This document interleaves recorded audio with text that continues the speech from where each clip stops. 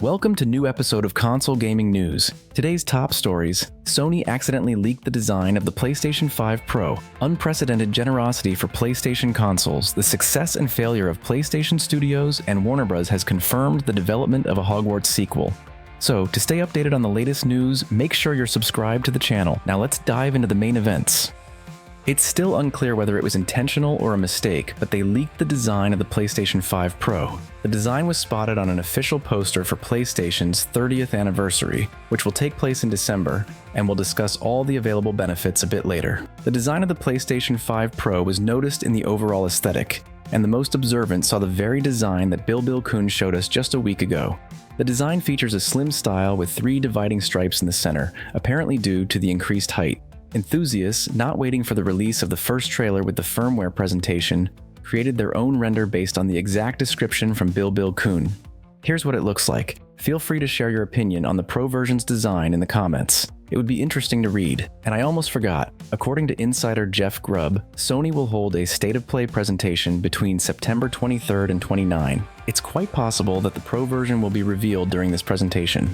Important news for PlayStation Plus Extra, Deluxe, and Premium subscribers. 4 additional games will be leaving the subscription catalog, including Sniper Ghost Warrior Contracts 2, Planet Coaster, 13 Sentinels, and Unpacking. In total, there are 17 titles leaving. The list also includes Horizon, Forbidden West, Alien Isolation, Cloudpunk, and other notable titles. Essentially, there's a little over a week left, so hurry if you want to play them through the subscription. But there's good news as well. Last week, the September update for PS Plus Essentials became available for download.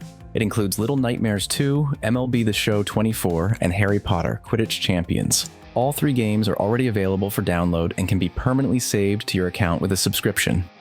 On its official platform, Sony announced an upcoming event dedicated to the 30th anniversary of PlayStation, which will be celebrated in December. The company also announced a series of benefits. First, a trial version of Gran Turismo 7 will be available in the PlayStation Store for both PS4 and PlayStation 5. The trial version is essentially a demo. Additionally, there will be free online multiplayer weekends from September 21st to 22, where you can play online modes of any game without a PlayStation Plus subscription.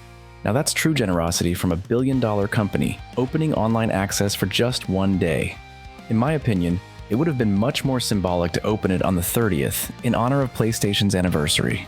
Oh well. The next benefit is that from October to January, soundtracks from God of War 1 and 2, Ghost of Sparta, Twisted Metal, Starhawk, Unit 13, and Warhawk will appear on streaming services like Spotify and others.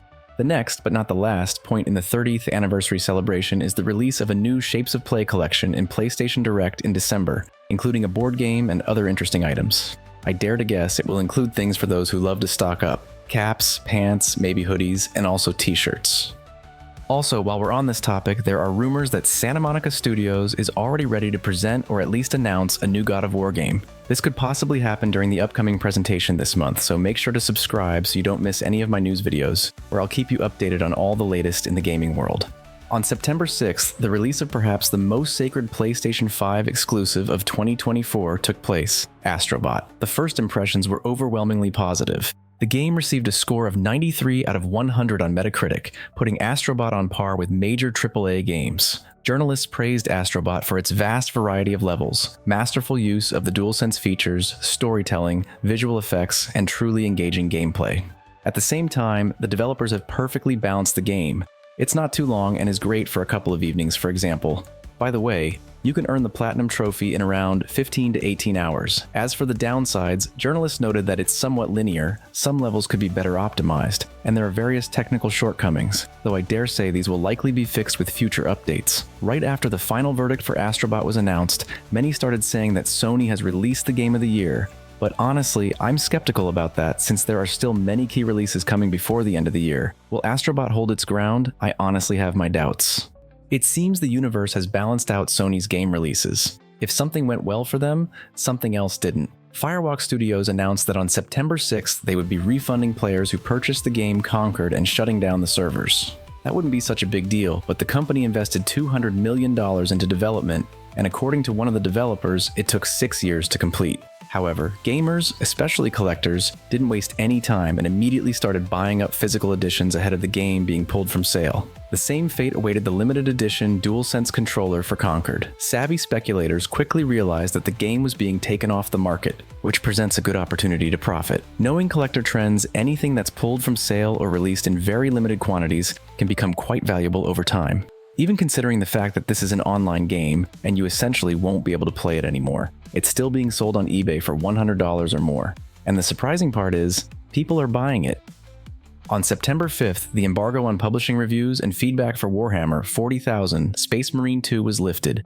The average score on Metacritic is 85, while on OpenCritic it stands at 83 out of 100. Gaming outlets are praising the intense combat, impressive graphics, huge variety of enemies, smart AI, excellent art design, and the signature dark humor of the Space Marines. Many note that the combat system is highly addictive and the hordes of enemies on screen create the effect of a real battlefield. At the same time, the new parry system, extended execution animations, major difficulty spikes in certain areas, and FPS drops during large enemy waves have been criticized. Starting on September 5th, the game is available in early access for owners of the deluxe editions, while the standard edition will release on September 9th.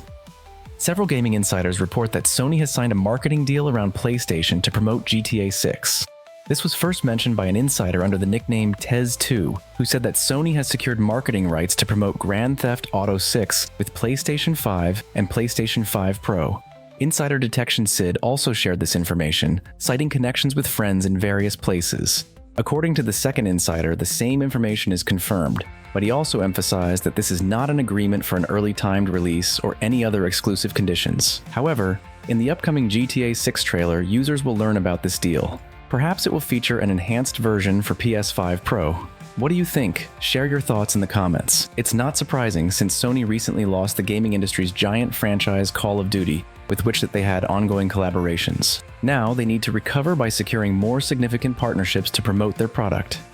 The PlayStation 5 and PC exclusive Black Myth Wukong has sold over 18 million copies. Bloomberg staff spoke with Daniel Wu, the head of Hero Games, the publisher and main shareholder of Game Science, the studio behind the development of Black Myth Wukong. Daniel Wu revealed that $70 million was spent on the creation of the game. The development took 6 years and involved a team of 2,000 people. The number of copies sold in the 2 weeks after release exceeded 18 million and is very likely to surpass 30 million. The creators of Wukong have already started working on a full expansion, which will help further boost the game's sales. The company also stated that before the release of the second part, they plan to release 2 more DLCs with new storylines and new bosses. Warner Bros. CFO Gunnar Wiedenfels has confirmed that a sequel to Hogwarts Legacy is already in development, although no details about the project have been provided yet. According to him, the sequel to Hogwarts Legacy is one of the company's top priorities. It's no surprise, given that Hogwarts Legacy has sold over 24 million copies and was developed over 5 years, so it would be a missed opportunity not to release a sequel. On one hand, it would please gamers, and on the other, it would generate significant revenue. Of course, assuming the new game isn't a complete flop.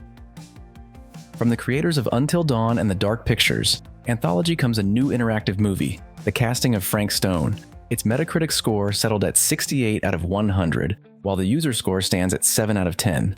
I'd call it a solid middle-of-the-road title, with many noting that there aren't any significant innovations or new features in this game. You could say it's essentially a new movie using old tricks. I'm convinced there's little reason to buy it, as Sony often adds such games, especially from supermassive games, to the PlayStation Plus subscription. Give it 6 months and it's likely to be included in the extra tier or higher.